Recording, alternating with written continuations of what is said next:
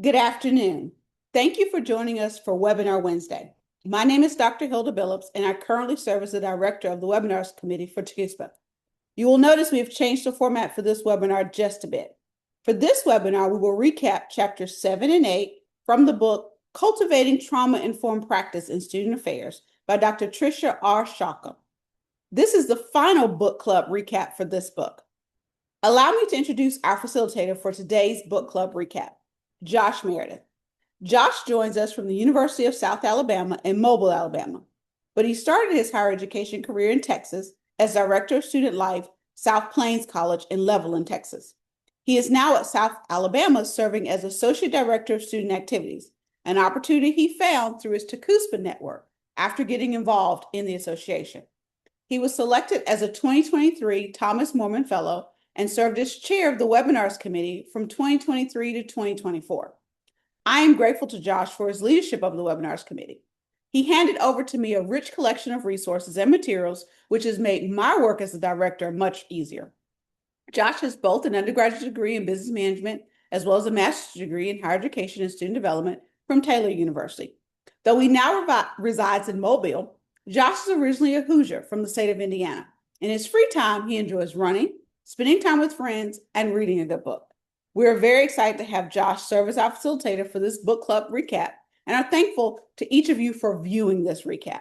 I will now turn our webinar over to Josh. Well, Dr. Billups, I'm always grateful for, it's not the first time I've heard that introduction, and I'm always grateful. You've done really great work with the webinar that goes beyond anything we were able to do during my time, but I'm glad that we've set it up for success and then it can come full circle to continue being involved.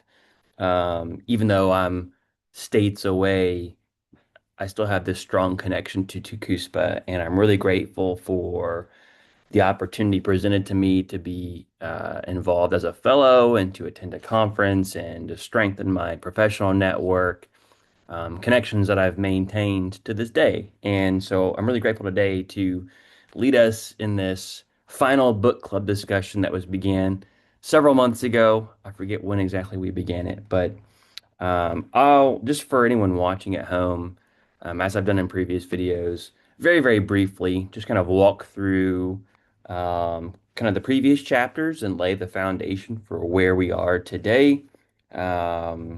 I encourage you all to go back and watch some of our previous discussions and recaps, and really to read the book. It's a short book, 150, ish, 55 pages, something like that.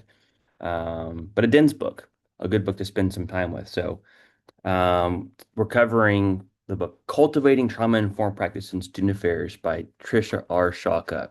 Chapter 1 started off with just laying the foundation, clarifying definitions of what is trauma, answer the question of does it count? Is this trauma? Is this not trauma?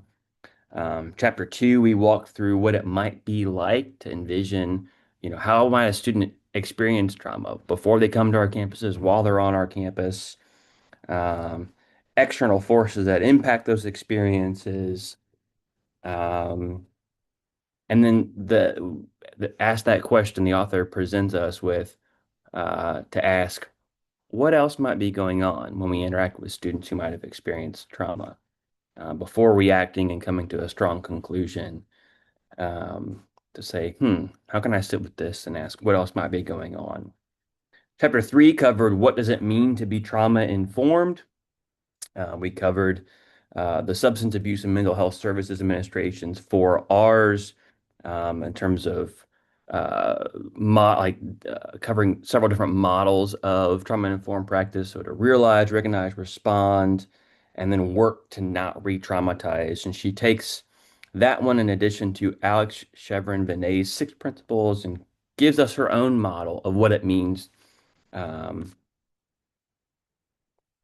to have a trauma-informed practice in student affairs. And she asks 6 questions. What does it mean to be holistic, power conscious, focused on relationships, a theme we'll come back to in chapter 7, committed to knowledge building, it's harm reducing, and committed to wellness-centered decision-making and practice. And I think we'll see those themes resurface here in chapter 7. Chapter 4 covered personal practices for trauma-informed student affairs work, covering what is our role. We're not counselor. Some of us are not counselors, but we serve a sort of pseudo counselor role. Students come to us and confide in us, and we develop those relationships to recognize the bounds of our work, but also developing the importance of knowledge and skills, secondary traumatic stress of even being exposed to hearing others' traumas and how that affects us.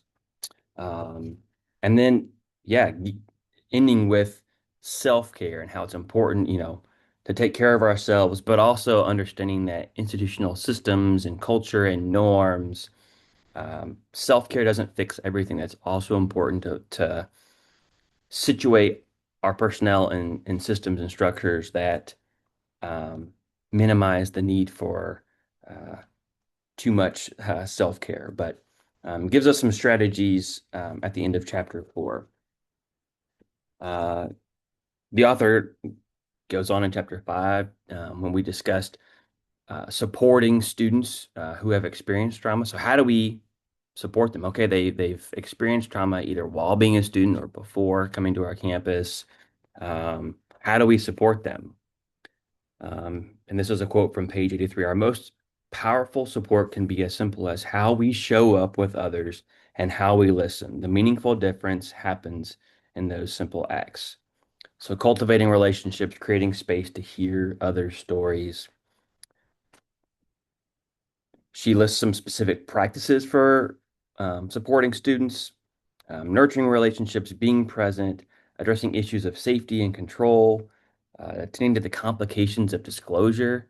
She gives an example in chapter 7 of a student who's um, navigating some financial aid issues of potentially losing a scholarship and sort of forced to disclose a previous trauma that's impacted her grades and is threatening her loss of the scholarship. Um, Providing resources and support mindfully and holding space for growth.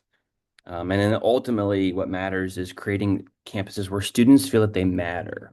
Tons of research on mattering, but that one hit home for me of, man, how do we create a space where every student who interacts with my office or, wherever we're at, that students don't know, not just feel, but know that they matter. Chapter 6, we specifically talked about supporting student leaders. So students such as resident assistants or any other students. I oversee the Student Activities Board here at South Alabama. How do I support my student leaders who are elevated in terms of position and visibility?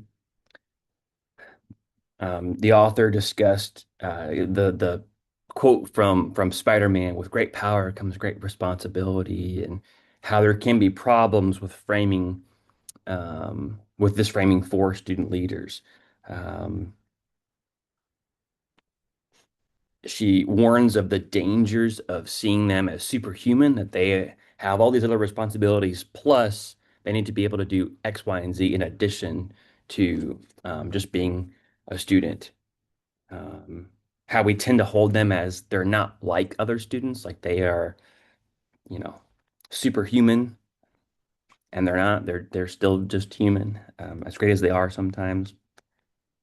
But they're human and students, the author reminds us. She gives us recommendations for training and supporting student leaders in terms of teaching about trauma. Quote, effective training and support come first by establishing boundaries. So, making sure that students know, okay, she gives the example in chapter 6 of an RA who sat outside a student's door who was at risk of, who was suicidal, who was at risk. And this RA, stayed up all night outside the student's door, making sure that the student was okay. Um, how do our office or institutional, organizational cultures and structures, how can we set healthy boundaries while still supporting our student leaders? She gave us some exercises for releasing trauma, which I thought were really helpful. The visualization exercise, which you can go back to our previous video, and we walked through that or gave some prompts for our those watching the video to do that at home. And if you're reading along, those are on page 120 and 121. Um, let's see.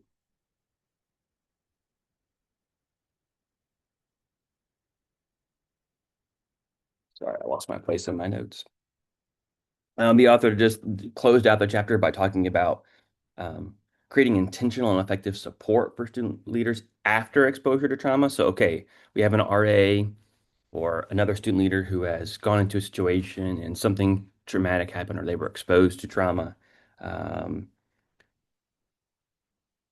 the author discussed psychological first aid, about listening and not pressuring them to share, just cultivating a space to hear that there are three elements: social, physical, the need to feel safe, connected, and calm and hopeful, and then to help students regain a sense of control. Really, really important after trauma.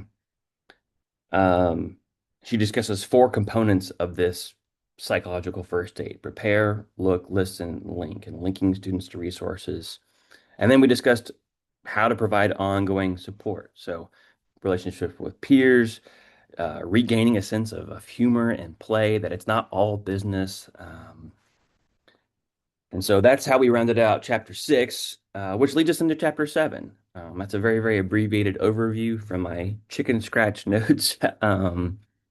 But chapter seven, uh, and then chapter eight, we'll kind of lump chapter seven and eight together in this final discussion.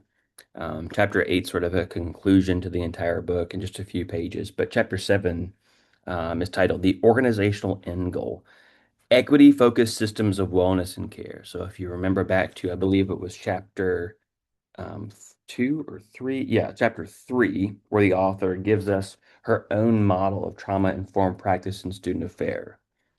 She gives us six tenets or six questions. It's holistic, power conscious, focus on relationships, committed to knowledge building, harm reducing, and finally committed to wellness centered decision making in practice. So, kind of setting us up in chapter three, working through these different structures. Now, the end goal: we want to cultivate a trauma informed practice in student affairs.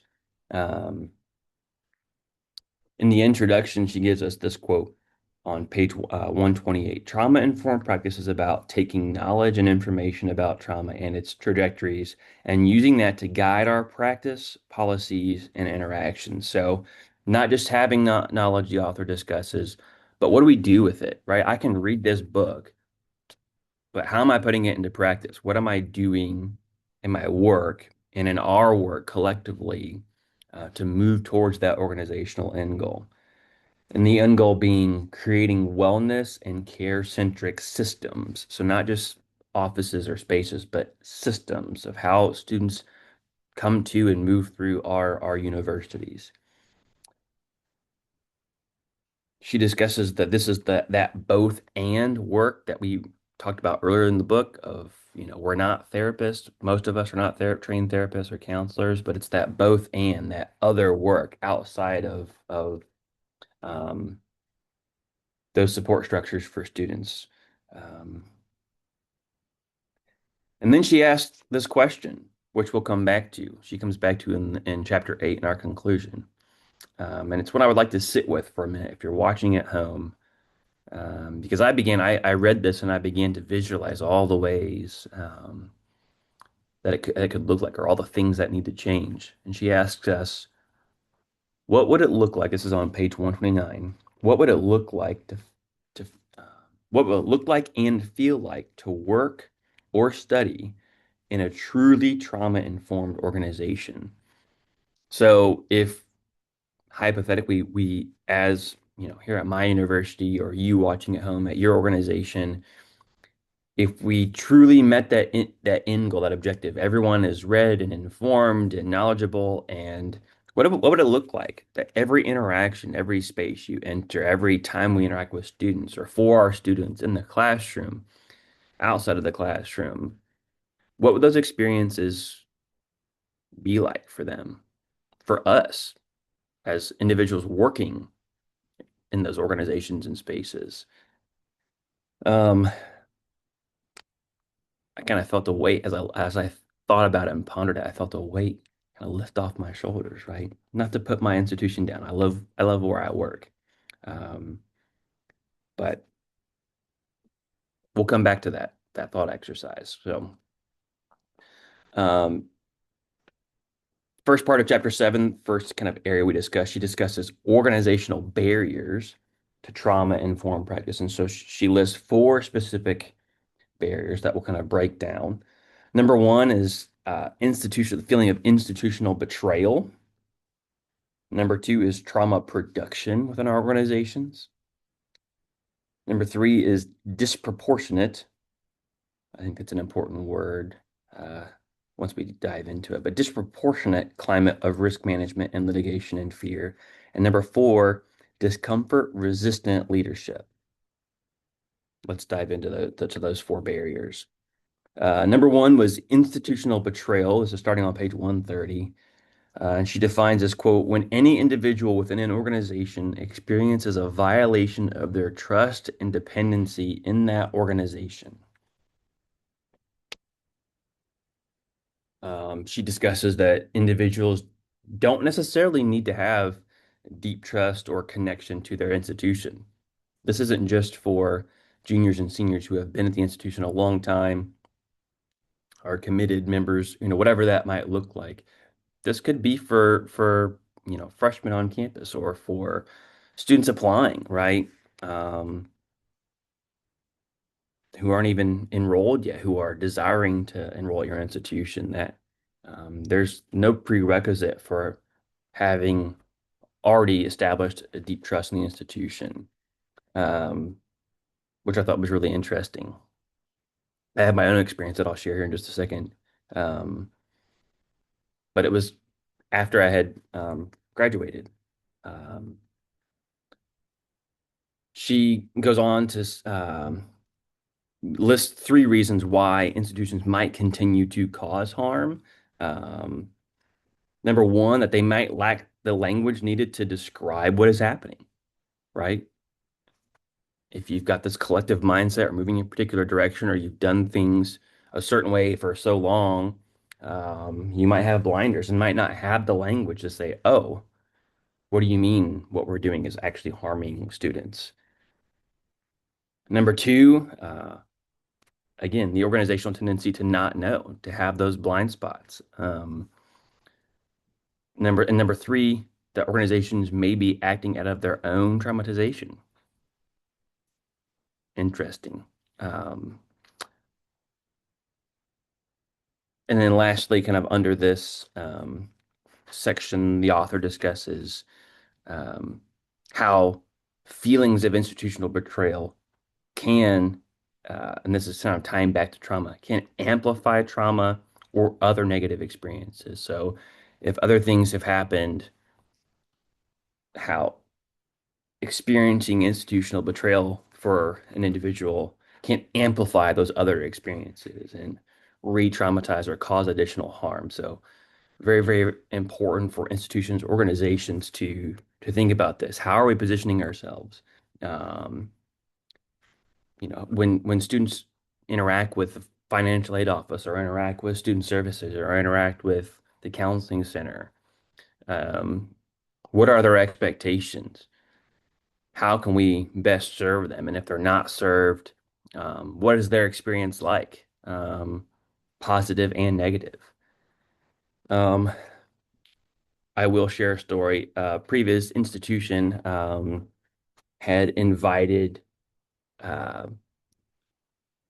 then Vice President of the United States, pretty cool, but was tied to a particularly polarizing administration. We won't name names or years, but as you can imagine, brought about strong feelings amongst the student population, amongst alumni of this was an institution that had not historically taken strong, polarizing positions, especially on contemporary politics and how inviting this person to come and be commencement speaker, uh, understandably a significant opportunity, but also what it signaled to the student population. So when I read through this section, I thought of that. I thought of students who or peers or myself who maybe thought back to experiences while they were in undergrad and now seeing this and saying, oh my gosh, amplifying past traumas or experiences. And so, really, really important at every level for current students, incoming students, alumni. Lots to unpack there. That might be for a different webinar for a different day. Um, Moving along. The next barrier, the second barrier talks about is trauma production. So, viewing trauma as something as out there. You know, when an institution says, "Oh, trauma is just this thing that happened, that car accident when you were in high school or XYZ thing," it's something that happens out there. It's not something that happens here at our institution. Um, Not able to see it as something that's very real that affects lots of individuals within our community. And it can be something that did happen prior to coming to campus, but it still impacts them while on campus, or it can be something that impacts them while they're at our institution. Um, she writes how it can happen within our communities, but also it can happen because of our organizations. Um, that confrontation of this reality. So, um, there can be a desire or efforts to confront the reality of, hey, what we're doing is actually harming students. How it can be negated or nullified because of institutional norms and denial mechanisms, which I thought was really interesting. Of if something happens or a student brings something to our attention, or what is the process in place, or how do they move through that? Um, And does that support students or does it continue to cause harm? Um, and she poses a question, how are our immediate offices, areas, or individual practices creating possibilities for trauma production? Sort of counterintuitive. I like to think about positive, of how we're helping, of what the good we're doing. But kind of on the flip side, what might be we doing that can cause additional harm? And how can we change that?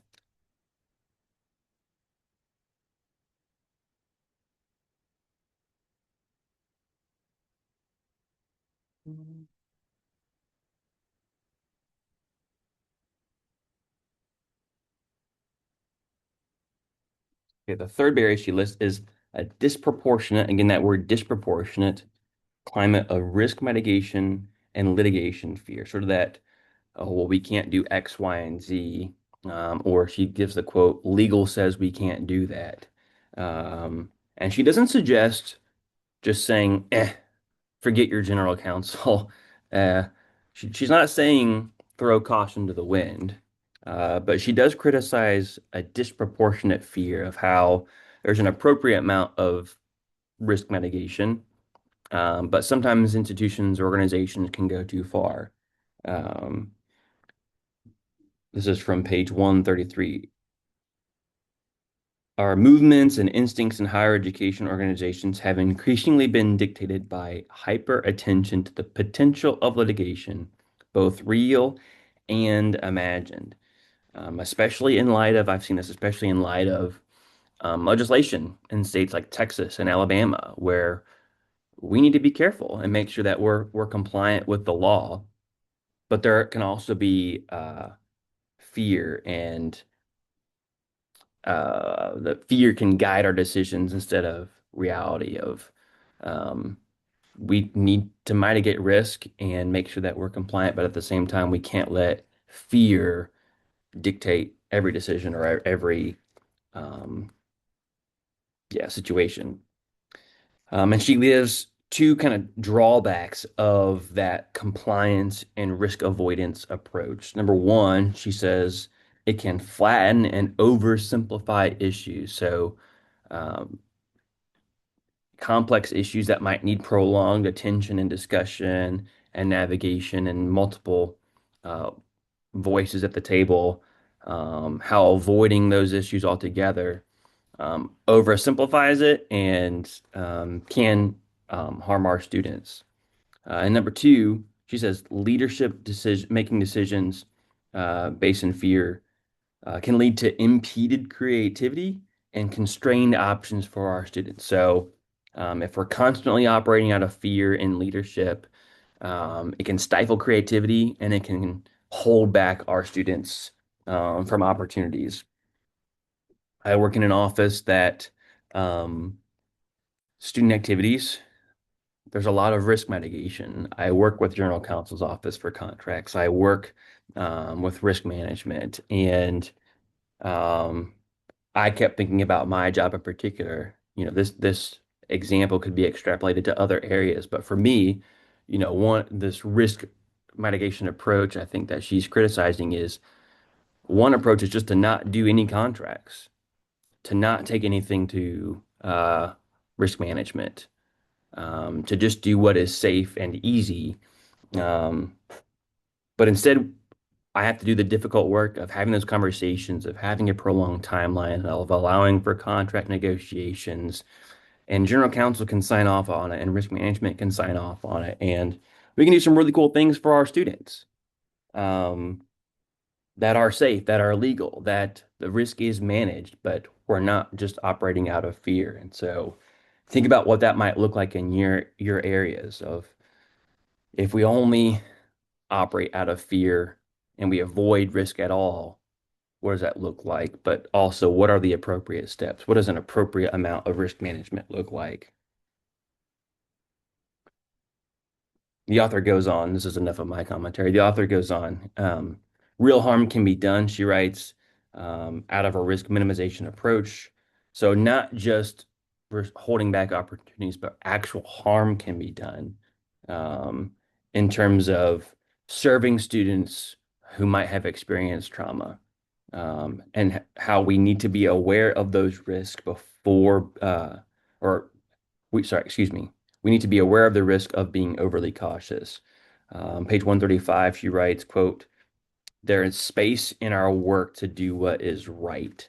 Um, and she gives an example of her colleague, John, who um, supported employees and staff and was not afraid to do what is right, how there is risk associated with that of sometimes sticking your neck out to do what is right well, maybe not popular. There is need within our organizations to do that of, okay, it's legal. We're not breaking any laws. It might not be the status quo or the norm, but we believe strongly this is really what's best for students. We really need to serve our staff or our students in this way. Um, how can we create space? Um, how can I create space in my work and your work? Looking at, if you're listening at home, to do what is right. And finally, the final barrier she writes about is discomfort resistant leadership. She writes how hearing about others' traumas brings up our own vulnerabilities.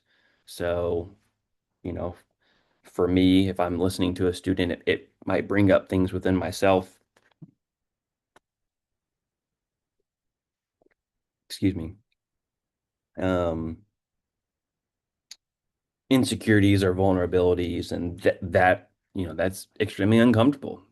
It brings up discomfort. Um, but that's not there's that discomfort does not necessarily mean I need to avoid or um, not be receptive to those conversations with students. Um, Secondly, she writes that barriers arise when leaders get stuck and can't sit with those uncomfortable things. How discomfort can be, it can also be from leaders' own trauma. So, um, past traumatic experiences for leadership, they're not immune just because they're in positions of leadership of how their own past trauma can be the reason for that discomfort. The author writes on page 136, in short, these are complex issues, and the behaviors we see on the surface frequently have much deeper roots that we need to both personally and organizationally unpack in the context of equity-minded trauma-informed practice. Excuse me. Then we kind of round out well, not round up the chapter, but the latter half of the chapter goes into how do we get there? So she goes kind of from unpacking these four barriers to saying, okay, well, how do we navigate through and how do we get to being a trauma-informed organization? Um, the author challenges us readers on page 137 as you progress through. So she lists, let's see, one, two, three concepts, I think. Um, and she kind of gives us this challenge before we work through them. As you progress through the concepts that follow, sit with them in terms of how they can be used as lenses and practices to impact the system. So, sort of understanding a lot of these challenges at a systemic level, right? We're going to move back and look at things at a systemic level. And she challenges us to sit with these, how they could be used as lenses. So we take, number one is investing in education. How can we take this concept, apply it as a lens with which to see um, from that 30,000 foot view? So number one, invest in education. Quote, the more people who have a deep understanding of trauma and its trajectories, the better we're able to function and support one another in trauma-informed ways. So again, kind of we talked about this earlier that um, it's not just enough to have the education to read the book, but like what are we doing with it? But it starts with education, and not just to have this work amongst the boots on the ground, but how can we envision this work among leadership in our organizations? So, vice presidents and assistant vice presidents and the board or whoever that might be. Some of those things are out of, I'm an associate director. I'm several levels beneath those. So some of those things are out of my personal control. But for those who might be in positions to impact those kinds of decisions or staff development or division-wide initiatives. What might that look like?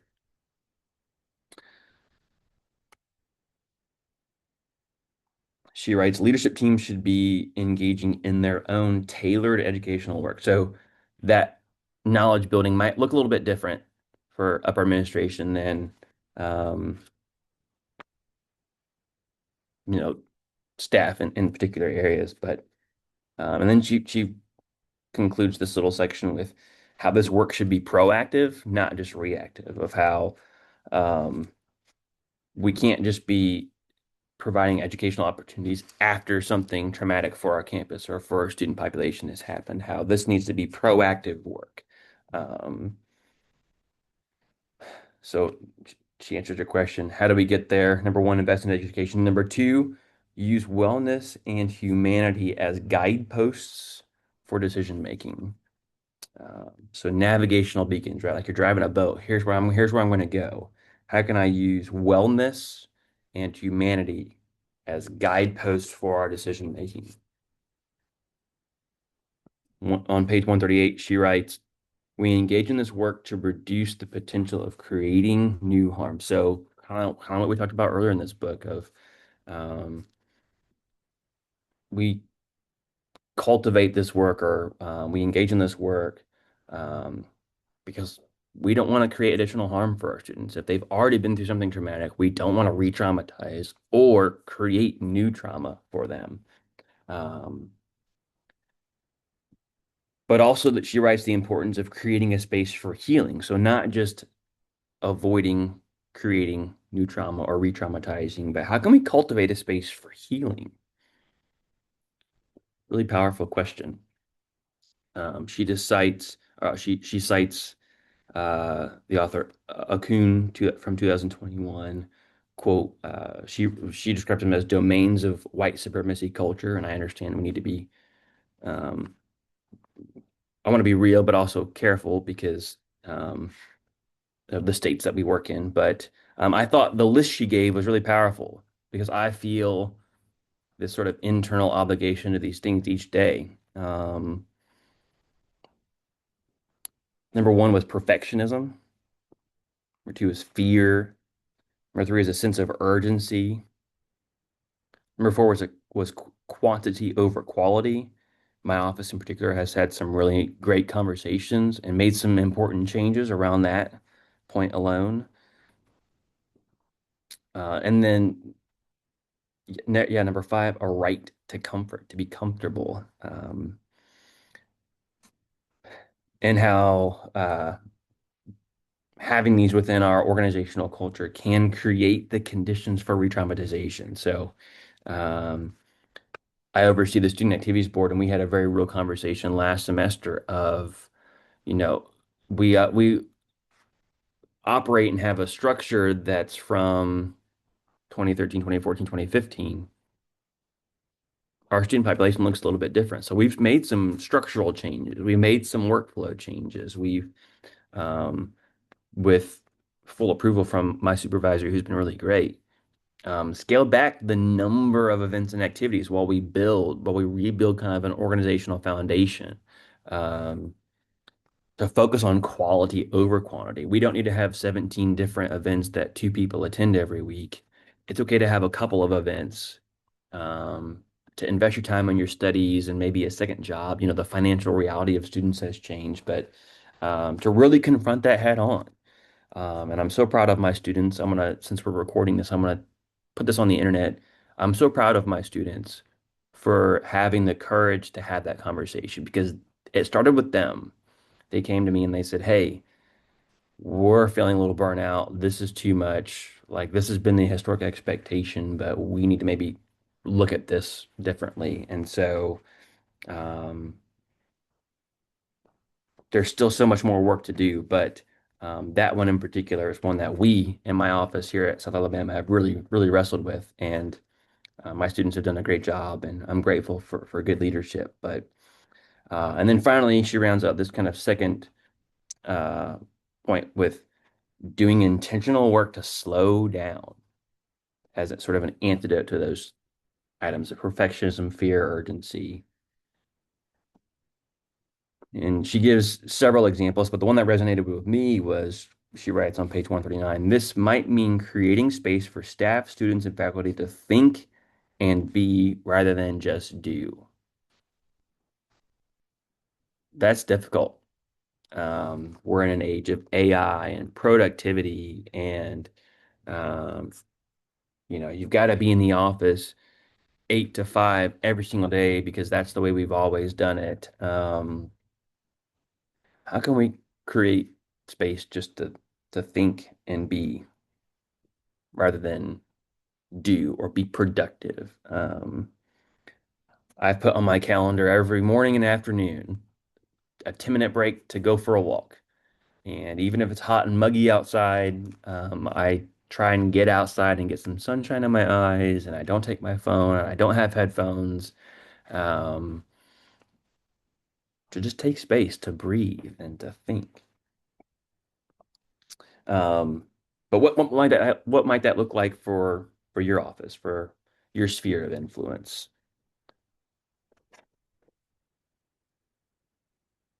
So how do we get there? Number one, she says invest in education. Number two, use wellness and humanity as guideposts for our decision making.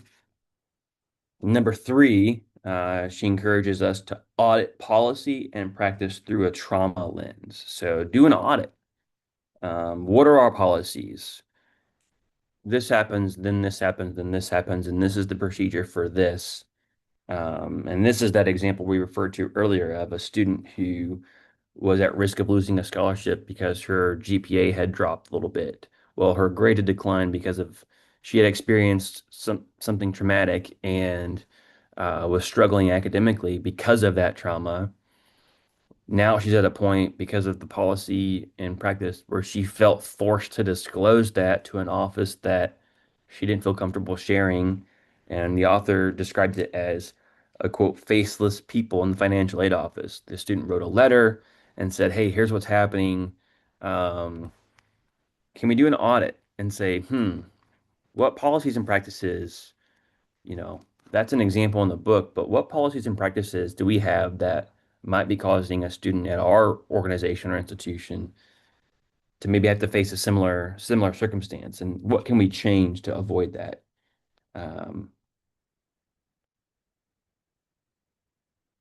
the author underscores the importance of auditing in order to minimize traumatization and re-traumatization, um, and yeah, the need uh, underscores the need for auditing our policies and practices. She also writes about doing a space audit.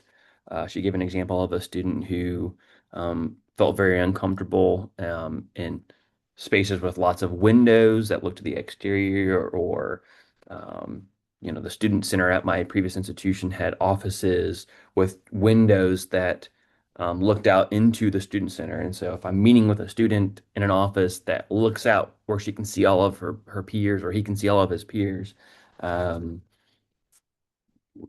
you know, what we're talking about, or if they're going to disclose something sensitive, that might not be the best space for it. So, I turn off these LED lights in my office, and I have lamps to create um, kind of a warmer, more inviting space. It's intentional. So space audits. What else? I'm sure there are additional things. The flags on my wall. Those are personal displays and things that personal touches. But I don't know. Maybe a red dragon. I don't know. Right? Can we do a space audit? And not just do it from my perspective, but include those who might be affected. So maybe I have my students evaluate our space. Um,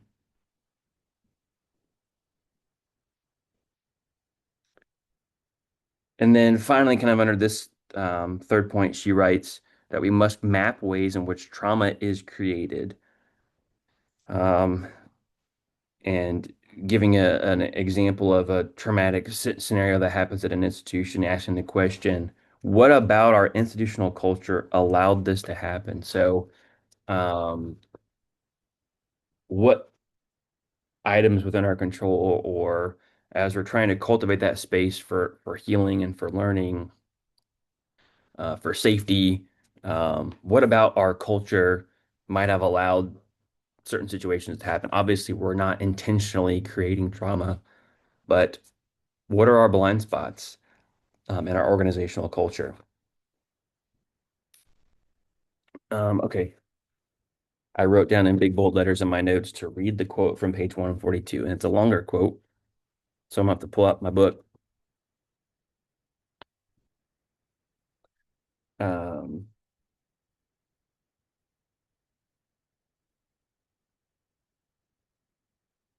and this is okay. Two, three. Yeah, so this is again answering that question, how do we get there? And the final uh, recommendation from the author, this is on page 141, is to earnestly improve the campus climate. And this is the first paragraph on kind of the next page, 142. Um, Far too often, concerns about campus climate for students, faculty, and staff arrive on the heels of a crisis. And she gives the example of a racial campus crisis. Instead, campuses often react by creating task forces, gathering some data, and writing reports. That's the problem. Our organizational machines know how to look busy in the face of injustice, but far too often miss the mark of engaging in real work and institutional change to impact how campus climate is experienced for the students, staff, and faculty who are primarily negatively impacted. And I put an exclamation point in wow, because wow, that is very direct and frank, and sobering. Task forces gathering some data, writing reports, that's the problem. How we have ways of doing things, ways that um, we look busy and it looks like we're doing important work. But I think the unsaid question is, are we actually doing, you know, the real work that matters in those situations? I thought that was particularly um, powerful. She then goes on to write about the culture of nice that exists and how that can be a barrier to real conversations. I'm a big fan of the author Simon Sinek, and I was listening to an interview. I think it was Simon Sinek who was discussing the difference between nice and kind, of how Um, Something can be nice, but in reality, we're avoiding real conversations. But to be kind is, to create space to say, hey, I've noticed that you've, been kind of down lately. Can I get you some coffee? Would you like to talk about it? That could be a kind act. This is at the bottom of 142. She describes an episode of Student Affairs Now podcast. Dr. Carlton Green talks about the culture of nice that exists in higher education, where we become consumed with keeping harmony and affirming people at the expense of being able to have real, honest conversations about the difficult things that we need to dig more deeply into, especially around issues of racism and other forms of oppression. So, um, does our culture of nice serve as a barrier to having real conversations? Um, okay.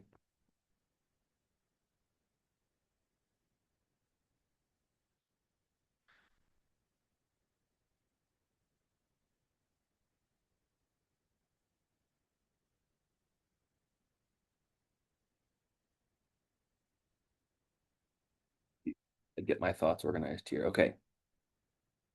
So how do we get there? One, um, investing in education. Number two, using wellness and humanity as guideposts. Number three, auditing policy and practice through a trauma lens. Number four, earnestly improving the campus climate. Number five, focusing on trust. She cites Marie Brown. I can't read my own handwriting.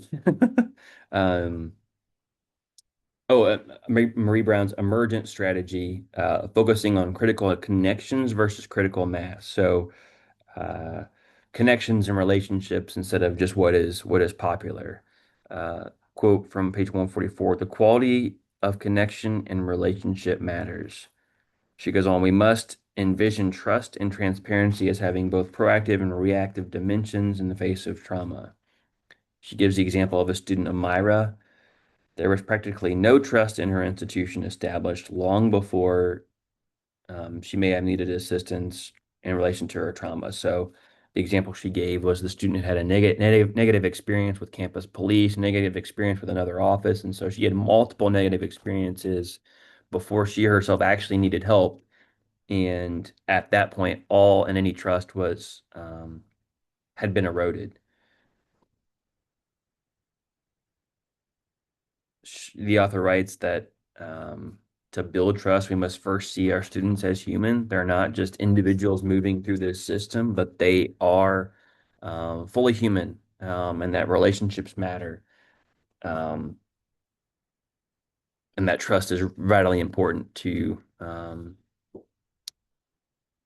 cultivating a trauma-informed practice in our student affairs organizations.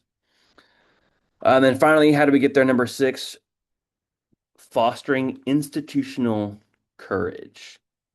I thought this one was really interesting. It involves reconfigurations of power. So if you're admitting that you may be, if you're an institution and you're wanting to cultivate change, it might admitting that you were wrong or made a mistake.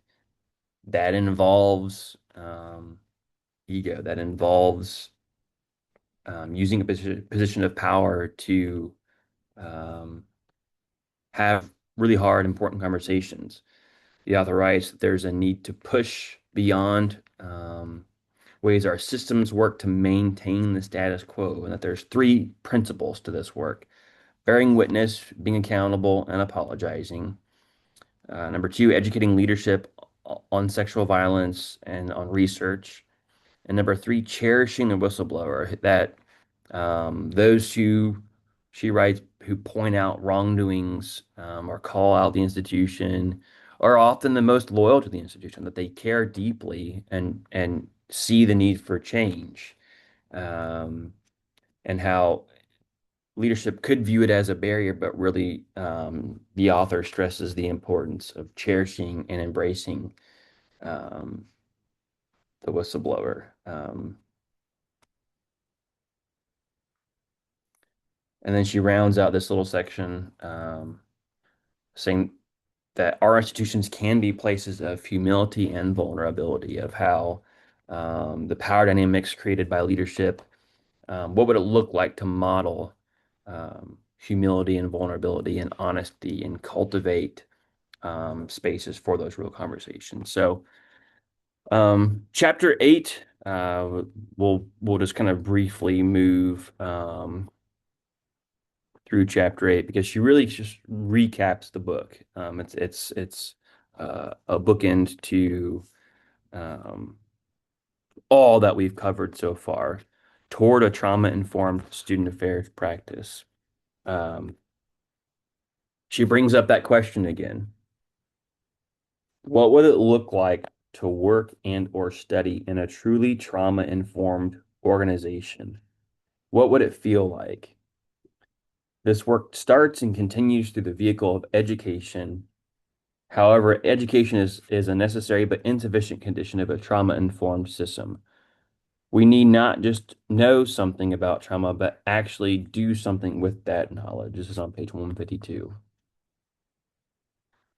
So, educating, but doing something with it. Um, she writes and reminds us that the work is proactive, not just reactive. And the ultimate goal is equity-focused systems of wellness and care. So the systems, the culture, the spaces we're creating, are they focused on wellness and care, or are they focused on doing more, operating out of fear, perfectionism, sort of those warnings that she had um, given us earlier? What would it mean for your own campus to create conditions supportive of a student like the example of April she gave? Um, what would it take for a student to know that you care, not because it's your job, but because you value them as human? Oh, that was an extremely powerful um, question. Not just because it's our job to care, um, but because we genuinely value each and every one of the students we interact with as fully human and deserving of trust and a relationship with us as an educator and as a person, guiding them on their educational experience. And then she rounds out the book in this chapter by asking us, the reader, to um, examine our environments and spheres of influence. So this contains personal interactions, and then our own capacity to influence the system within which we work. So, what is my sphere of influence? What are the relationships and interactions I have? And then what is my capacity? If the work is systemic change, um, how can I influence change in my area? I'm not a vice president, but I do have a sphere of influence. And I'll just end by quoting her at the end of the chapter here. Students are struggling, but so are we as professionals, supporting them and living amidst the same challenging context. The imperative could not be more clear than that is to cultivate a trauma-informed practice. A trauma-informed student affairs practice offers us a pathway forward.